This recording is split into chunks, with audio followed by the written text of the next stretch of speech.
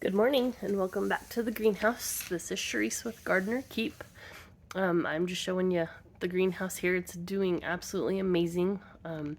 These are my green beans that sprouted, I don't know, 5 or 6 days ago.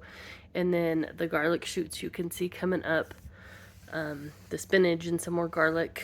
Let me back up here a little bit.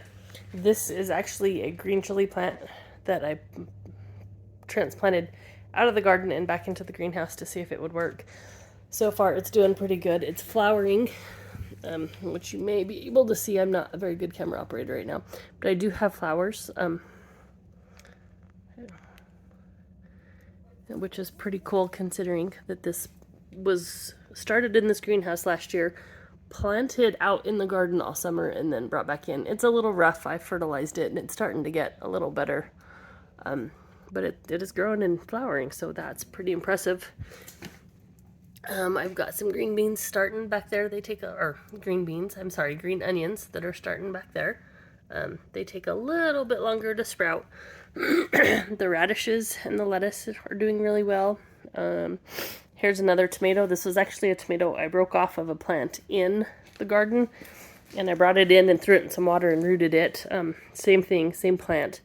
And it's actually giving me tomatoes. The Brussels sprouts I started from seed are doing amazing. They've probably tripled in size since I planted them. There's more lettuce and some beets. And then this pepper plant here, again, this was when I started from seed in this greenhouse last winter. Planted it out in the garden and then dug it up and potted it before we had our first freezes a few weeks ago. And it's doing really well too. It's giving me, I actually think this is a poblano. Poblanos, and I've got quite a few coming in over there. I've got some bugs in here. I'm trying to figure out what they are. You can see them all along there that are hampering my flowers blooming, but I'm going to go into town here in a little bit and get some stuff to get rid of the bugs.